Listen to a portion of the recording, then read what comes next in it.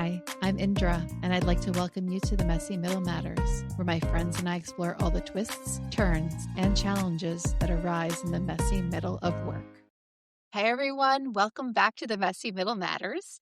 Today we are talking about one of my more favorite topics to talk about in general, and we're going to be joined again by a familiar voice and a familiar face. So today we're talking about imposter syndrome, all the different facets, how it's labeled, when it's labeled, what the root causes of it might be. Is it something that's internal to you? Is it something that's structural in the environment that you're landing in?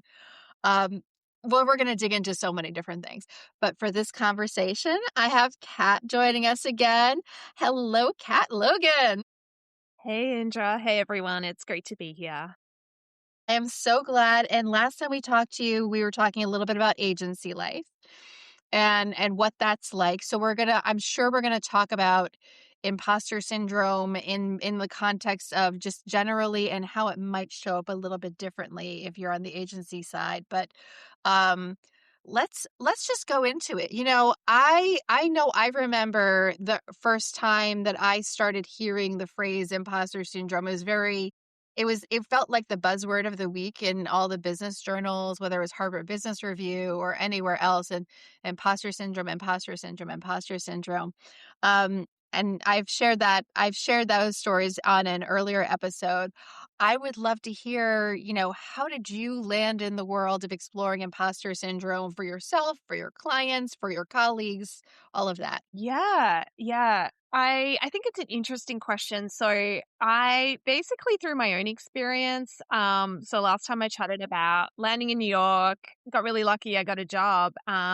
And agency life was really overwhelming. I had worked before, but it was a completely kind of different environment. There were kind of like codes of conduct and rules that I wasn't aware of. And I was good at the strategy part, but I wasn't good at like navigating how we are with clients, what to say, what not to say, all of that. And then on top of that, I was working with people who had quite a bit of agency experience. So I just felt like I didn't belong there. I thought I got the job out of a fluke. And it was pretty stressful, and just my self-confidence was really affected. I think I went to work every day and was like, I'm going to be found out. I'm going to be fired at any time. So it was stressful. And then later on, and that was kind of a while ago, but I've kind of discovered through talking to other people that a lot of other people felt the same way. And then since becoming a coach, I've really found like working with a lot of agency folks it's a big problem, and it's a big factor that a lot of people go through. Frances Fry has a lovely term called the secret memos. And the way she explains the way she explains it is like how you walk into a room, let's say it's a dinner party, and everybody knows what they knew what to wear, they know who to talk to, they even know where to get their beverage or whatever it is. And you're standing in the middle of the room being like, how did they all know this? Like, how did they get this secret memo and I didn't? And as you're talking about your story, like, I'm like, oh my gosh, she didn't get all the secret memos of like, how do you talk to the client? How do you dress? Why are we talking this way, in this area, and that way in another area? And no one's explaining it to you because they don't, they've probably internalized so much of it themselves of like, and they've normalized it. They don't realize that this needs to be explained to people. You poor thing. Yeah, I mean, it was funny. Like more recently, I managed someone who didn't go like she moved into strategy kind of later in her career as well. And she was like, I feel like everyone went to advertising school and I didn't. And people do go to advertising school, do study it, but Sure. most of us don't. Like we come in through different ways, and it's just so true that people who have experience in agencies know these codes. They know the nuances and how to act and like what to say and all of that. And kind of feel like you're left out if you didn't get those memos. Yeah, and I would say that it's probably I've met many men who feel like they have imposter syndrome, but I'm more likely to find a woman who feels like she has imposter syndrome, whether the label has been applied to her by somebody else and she's like, oh, is that what I have? Like, okay. Or they themselves like read it in a journal and were looking for language just to explain like what's going on. Like, why do I feel the way that I do? Yeah, I mean, I think that's an interesting point. I really don't want to generalize because this doesn't, fit Sure. every man and every woman. But what I found in my own experience is, women tend to think more about how they show up, what they contribute. Are they doing a good job? Are they not? And so because of that thought, like they might put together a deck and share it. But they're thinking, wait, does this meet the brief that the client's expecting? Is this going to solve the brand problem? But they're also thinking, is this what my colleagues expected? Is this like what they Yeah. thought? And then importantly, is this what my manager wants? And so there are all these kind of different layers, that women might go through and think about where, what I've seen is the tendency of the man to be like, show up, do the deck. This is what I think it is. And maybe they get feedback. That's fine. They take it and then it's done. And their confidence, kind of like serves them well because, more often than not, it's probably 80% right. But they don't Yeah. have those same thoughts and stresses that can be quite overwhelming and kind of draining. And in a lot of cases, kind of ends to like, cycles and cycles of different versions and all of that. So I think that's one interesting thing where women are more likely to have imposter syndrome just because of that, conscientious effort to do a good job and to serve all of the different layers that are involved in agency life. Yeah, and the conditioning. Like let's call it out, whether it's in our education systems or our work cultures, there's a lot of conditioning for women to worry about everyone else, not just themselves, and worry about all these different pieces of it. But not to digress on that, because I could go down that rabbit hole. That might be my favorite rabbit hole to go down. But let's talk about how did you start reframing? Like, how did you start reframing imposter syndrome, whether it was for yourself, whether it was for coaching clients, whichever way it might be? Yeah, and when you say reframing, does that mean to kind of overcome it? Yeah. Great question. I love making sure that words mean the same thing for both of us. Yeah, like how did you start thinking about it differently to not get stuck in cuz I could see I'm imagining my earlier self, like I've got my eyes closed and I've just got like my fingers to my temples, like I'm completely imagining my early self just like spiraling and spiraling and spiraling and just trying to be a perfectionist. I still remember the day when I declared myself a failed perfectionist. It was a good day. It was a very good day when I let go of that perfectionism. Like, and that for me was it was a long journey, but that was, I think, the first step to getting out of some version of imposter syndrome, right? Or maybe even still today, like there are those days where there's just like a bad day when you're like, ugh, and like you just need to remind yourself and jolt yourself, no, no, no, no, no.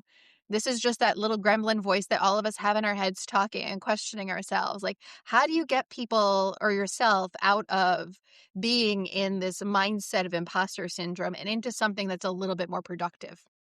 Yeah, I mean, it's such a great question. I think two things. Like one, overall and holistically, for me personally, it was just the benefit of time, unfortunately. So Yeah.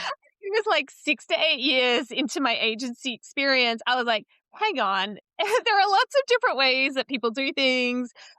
As a strategist, there are like a million different ways you could show up as a strategist Yeah. and have different strengths. So for me, it was actually realizing that a lot of other people were going through the same thoughts and that, maybe I wasn't good at one area, but I was good at another. And actually, I saw a coach and they brought that to life for me. So it was kind of years of experience, but then also, realizing that advertising is very gray and subjective. And so it almost like breeds imposter syndrome, in a sense because of that. And so there's that part, but then I think because of that, when you think about the everyday, it's kind of not getting into a cycle of the imposter syndrome. And what I've talked about with my clients is kind of imposter patterns where the imposter syndrome that you get kind of like drives you into a pattern where you're trying to overcome it by doing more without like addressing it at a bigger level. But I think stop, pausing, separating is this actually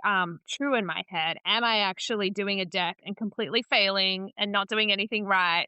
Or is it just that I need to take a step and like go and talk to someone else and bounce ideas off and say, actually, no, my thinking's right. I just needed to like step away for a sec. And then trying to look at things objectively as you do that. So I think it's like, it's almost like if you think about that like cycle, and maybe you're on like a bike, cycling, it's just like stopping the bike and stepping off and just like separating reality from fiction. That it's so many things are swirling in my brain. I'll start with a practice that I've learned from someone, Byron Katie is, and I'll go through the first two questions, but her practice that she teaches is write it down. Because the brain can fool itself a lot into all the stories we tell ourselves. But write it down, what you believe. I am terrible at this job and I'm never going to succeed. So write it down. And then you stare at that statement and you say, is that true? Right? Like, is it objectively true? And what you're talking about is literally that. Like, and you don't always have to write it down, right? But like, as you're training yourself, write it down and say, is that it? Am I a complete failure? Was everyone thinking I was a total loser? Like, whatever label we give to ourselves, starting there, that's such great advice. Thank you for that. Yeah, yeah, no, I think that it's so simple but so helpful. I mean, Yeah. I think what's tied to that too is when you look at what's real, like, you do look at, well, what are my strengths and what are my weaknesses? And Yeah. my own experience with a coach really helped with that. So I did the Clifton Strengths Finder. There are 36 strengths out there, and when you do the test, you find your top six.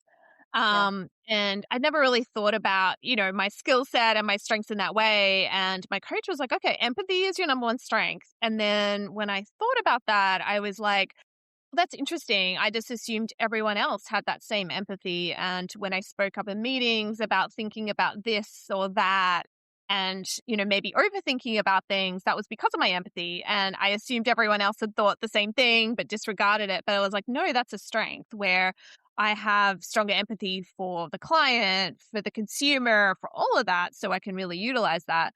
And then when I looked at things that were later down on the list of strengths that I wasn't good at, that was also helpful because I was like, oh, I've always really admired this person because of this, but it's not something that comes innately. So that's fine. Let me focus on how do I use my empathy and how do I collaborate with people that have strengths that aren't mine. And it's okay. Not everyone is going to be good at everything. It's about how you realize what you're good at, how you utilize that, and how you like work together with other people. So it sounds simple, but it's all about, using your own strengths, but working with someone else when you know that there's kind of a deficiency in a certain area. That and two of my favorite things you talked about. So Clifton Strengths Finder, a big fan. There's lots of methodologies out there. There's lots of tools out there, but I really like that one for the exact reasons you said. It gives you your top 5 strengths, not that you don't have other strengths, but what are your top 5 strengths? And it encourages you to lean into those, right? And find people to surround yourself with who might have different strengths than you do. Like, I am not woo. Like, that's one of their that's the funnest one to say out loud of their strengths that they have listed, the 36. I am not woo. And I know that if I ever needed to do the woo thing, I need to find someone who's really good at woo, or else it's gonna not go so easily, right? And the other thing that you talked about is getting a coach. Like, that's not necessarily available to everyone, right? So there is, that whether they can't get it through their company, they may not have the budget for it. But if you do have that, I've got to say, having a coach in my life has been so helpful because it's not my boss. It's not HR. It's not a friend. It's not a partner. It's not somebody who it's somebody who looks at things objectively, understands the work world, not and can help me navigate and really reflect on what's really going on. And and overcome it, which is so vital. It's so useful. Vital, that might be an overstatement, but so useful when you're talking about something like imposter syndrome. Yeah, I completely agree with everything you've said. And not just only because I'm a coach, but because I experienced it Your firsthand. experience, And right. I think something that I get really frustrated about is, and I thought this way too, like I think people see coaches and they're like, oh, it's going to be like rah rah, and they're going Yeah, to like yeah, show yeah. you the answer and great. But a coach actually doesn't give you advice. They're not like a mentor. They actually unlock what's already inside of you.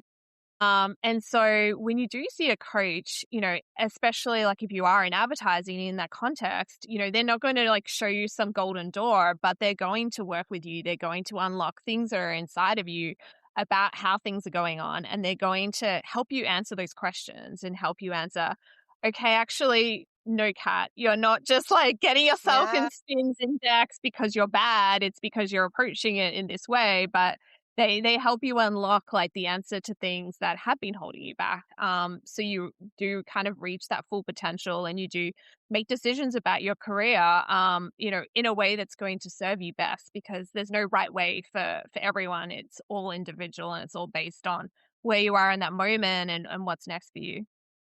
Yeah, and they see things from a different lens too. Like something that we've talked about the last time we spoke was around like how client tastes and preferences can play into uh, your work life, including how you view your work and by extension yourself. Like if they don't like that shade of orange for whatever reason, because somebody in like fifth grade decided to throw an orange, pot of paint at them and it happens to match, how would you have ever known? Right? I don't know if you'll ever know that that's the reason they don't like orange. Coach can be like, "Hey, how would you have known that they were gonna react poorly to orange? The brief said, we love things that warm colors, not yellow, not red, and of course you chose orange." Like, what were you thinking? Like, they help you to separate that because they have a stake in your success. They don't have a stake in, let's say the project work, so to speak. Yeah, that's such a great, great point. And I think especially, and we talked about this a little bit last time, when you're in an agency, the smallest thing can seem like the biggest thing. You can debate a color orange for weeks on end. You For can talk about, weeks.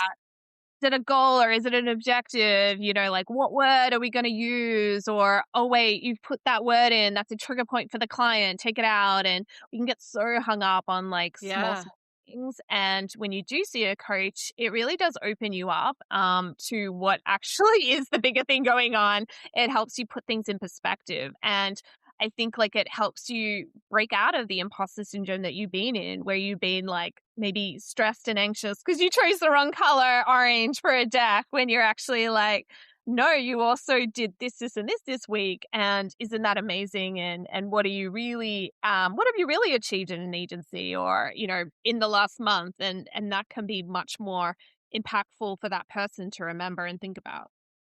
Yeah, because not every people leader, not every mentor, not every person you look up to or has some sort of authority in your career has gone through really good solid training that helps them be that person. Because I mean, I've got episodes on this for days around what it gets you to be what the success that gets you to the point where somebody says, "Hey, you should be a people manager," is rarely the same set of skills that you use when you're actually literally a people manager. Those are two very different skill sets. So and that transition into people leadership is very poorly supported. So when those people, so you have to give your people manager grace if they're not able to give you that perspective and they're stuck in some sort of minutia or whatever it might be, or some fixed thinking of one sort or another.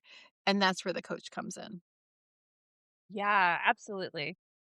Where were you in your career stage when you actually started using a coach? I'm just curious.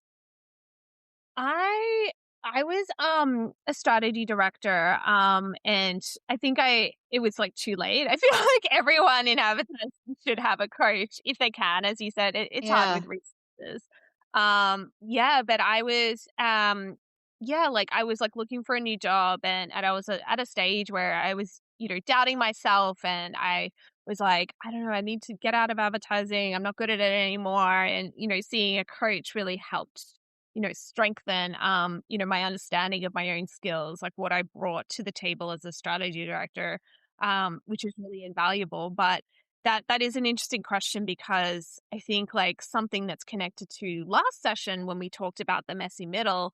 Yeah. I think, it's pretty common for people to have executive coaching in advertising, the chief strategy officers, the heads of agency in most cases have coaches, and that's hugely invaluable for them and then the teams that they lead. But it's hard because the leaders in the middle, who are often managing a lot of people, who are great at their jobs at the technical side but haven't got that support from a people management point of view, don't have coaches. It's not common for leadership coaching to exist for directors, for group directors. And I think that's a huge opportunity for agencies because, for those people to have a coach, they get better at leading, and they make more of an impact. But it's the ripple effect. If a director Yeah. or a group director has a coach, they're better able to manage up, to like, be more efficient in terms of like, what their leaders need.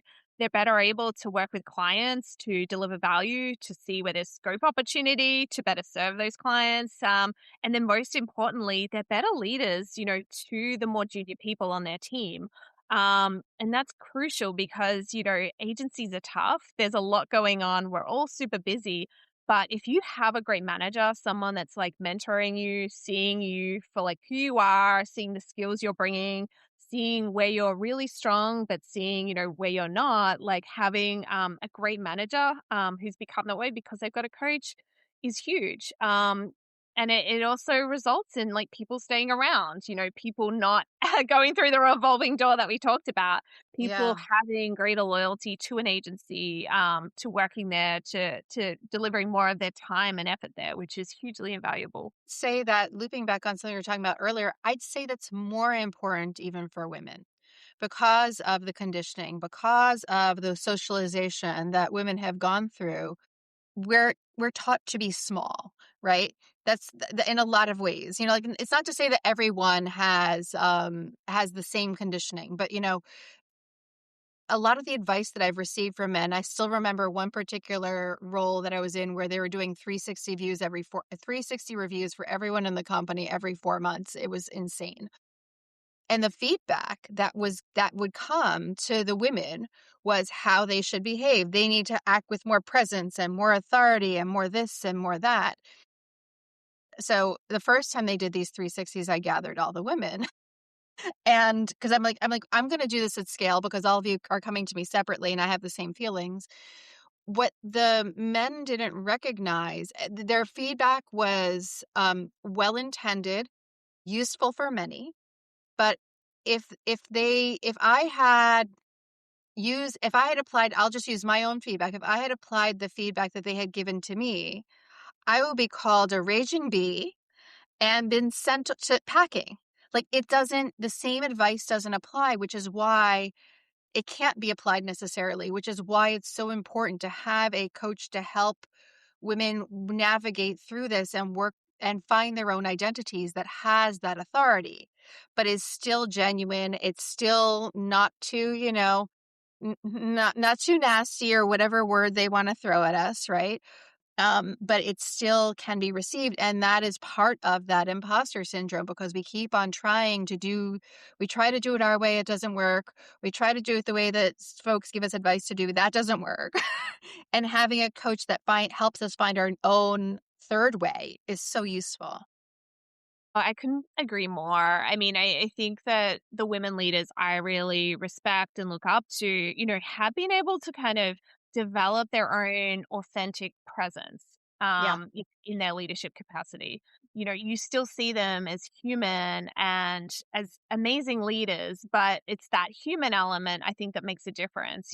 They're not saying things confidently for the sake of saying things. They're saying things in a way that comes from their own heart and head, and they're doing things that way. And I think you brought up such a great point where there's such a gap, where I think men don't understand that women need to find their voice in an authentic way. It's not about coming in and sounding confident and saying this and saying that and guiding this person or that person. It's about, developing their own voice, Yeah. and their own way of leading as well, because it looks completely different for everyone. Some people are really, really great at managing everyone at the same time, big team.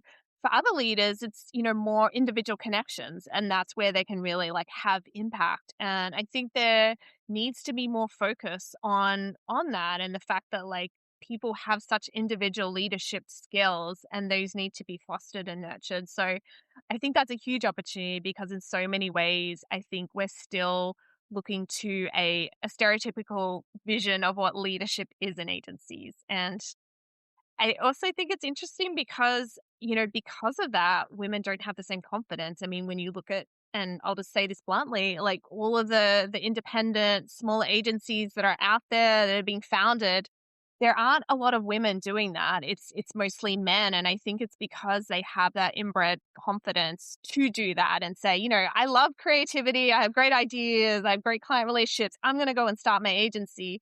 There are not a lot of women doing that because they haven't had that same confidence given to them, and they also, Yeah. again, to be bluntly, I think they think more about it. Okay, what does that mean? Would I be able to like support a team and do so, like consciously?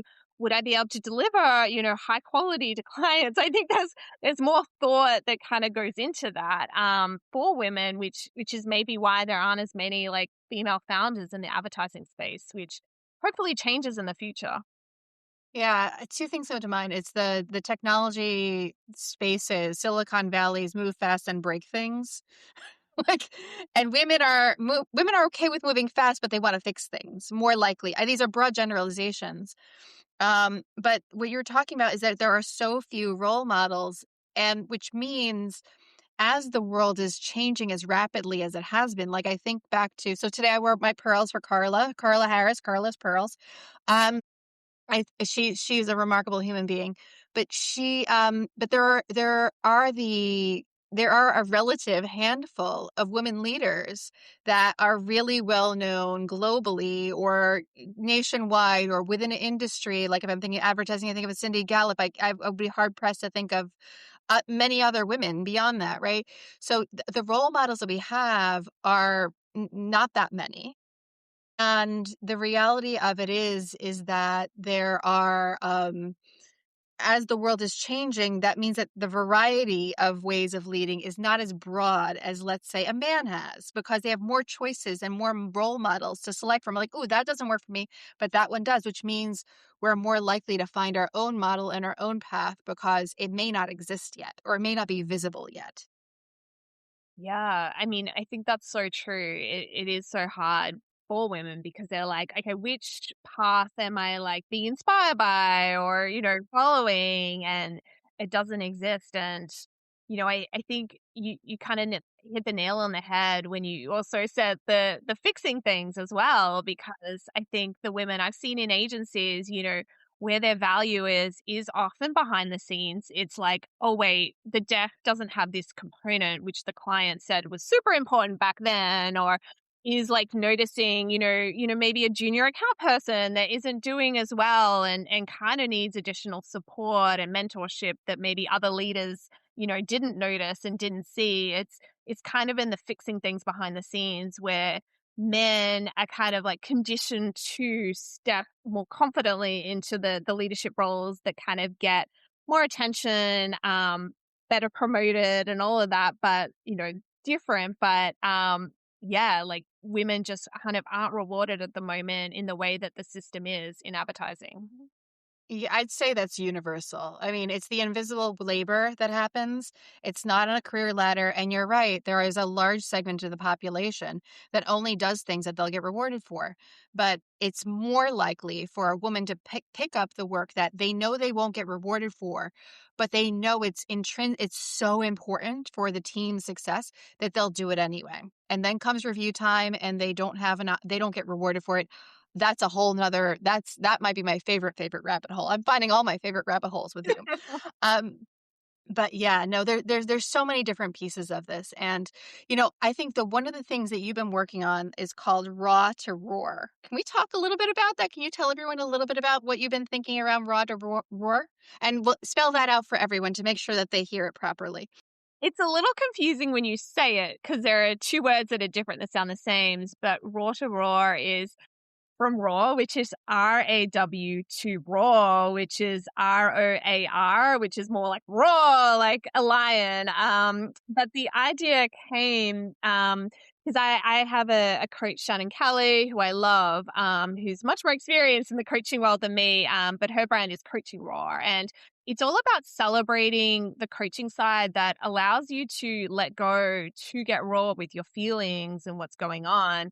And I've developed a women's circle that's going to be happening every month starting March 18th. And basically, it's to help women get raw with what's going on. It's purposely on a Wednesday, hump day, to kind of let go of, everything that's happened at work that day, that week, but things like going to meetings and being like told things that are blatantly wrong, but being surrounded by people where you can't really speak back and say, no, that's wrong because of this, or being gaslit, but kind of really realizing after and being like, F that. But there are so many things that women deal with that, do are hard to process because in the day to day you can't let go because you're too busy delivering your job, but it's also just like you're not going to be rewarded for kind of speaking back or kind of correcting someone. So the idea is to help people get raw, to have a space where they can kind of let go of that, but then leave at the end of it, at the end of 90 minutes, roaring. We want women to go out there to find their inner authority, to find ways to be present, to not let small things, let get them down, but to give them practical and pragmatic tips on how to be in a structure and in a patriarchal environment that Yeah. wasn't built for them. So I'm really excited for it. It's meant to be both reflective and a safe space, but also pragmatic in terms of like what we're enabling women to kind of leave with, hopefully. So that's a little bit about. So excited, and I'm making sure that this episode gets released before that. So if there are still seats available, that I will make sure that those links, along with everything else about you, is in the show notes. So that so they can take advantage of that because those spaces where you're able to get raw, be honest, be vulnerable, be authentic, are so vital. They're so vital because I think that um, I like to use it's you get to understand what's typical. I don't like to normalize bad behavior or bad patterns, right? But you get to understand what's typical, that it's not you. You can let go of that imposter syndrome to pull that all together, right? All of our threads together. And then you can step into your next day even as a stronger, better, more raw self, RAOR self, and do the amazing things that you are put here to do, which is so incredible. I'm so happy that you're doing this. Thank you. And I loved how you brought it all together because I think the one thing with imposter syndromes that's the hardest is it happens in such small ways. Yeah. Like, you could look back on a year and be like, oh, I did this and that. But like during that year, daily you're stressed and anxious about this or that. And that constant conditioning of like, I'm not doing a job that's good enough is so exhausting and puts so much pressure on women and draws away from, their focus on creativity and on doing the big things where, again, to be blunt, I don't think men have that same stress and pressure. And so, they're more able to go and do the big things, to start an agency, to do all that, where women do process more and do need those spaces. So yeah. So I think we're both encouraging everyone who's listening, stop, resist. Oh, don't, I won't say stop because it's hard to stop. Resist asking yourself what's wrong with you, right? And really start thinking like, what am I responding to? Like, what is the environment? What are the structures that might be causing me to feel that I am the way that I am? And how can I find the right support for myself? Whether it's, writing things down we talked about. Yes, I love that. I think write things down, just pause, go for a walk, Yeah. leave the computer, go outside. And I think find mentors, find, managers, find like women in other agencies who you can kind of like have a safe space with and kind of like talk about things outside of your own environment. Find women to kind of look up to, who've done it well. but kind of get outside of the nitty gritty cycle that you can kind of be on, in your agency job. And yeah, Yeah. have that space to kind of like pause, reset, and come back with a little bit more inner authority in how you approach things. And if you don't have a human who can be your mentor, find like a live IRL human or virtual human that you can connect with. Find a book, find a podcast. There are so many like other names, Debbie Millman, the way that she manages life. I love the Fixable podcast with Ann Mars and Frances Fry. We can talk about Brene Brown. We can talk about so many others. Find the one that suits you. Find the person that you can reflect with. If you can do that like in real time, fantastic. If not, find somebody virtually or like representationally. And just one step at a time, one breath at a time sometimes. You've got this. You've got this. I love that, Indra. That's such great advice. Kat, thank you for joining me twice. I feel like you might visit me again. Um, I hope that you got something out of it. I trust that you got something out of this episode. And I also hope you all join us next time for another topic from the messy middle. Bye, everyone. Bye. Thanks, Indra.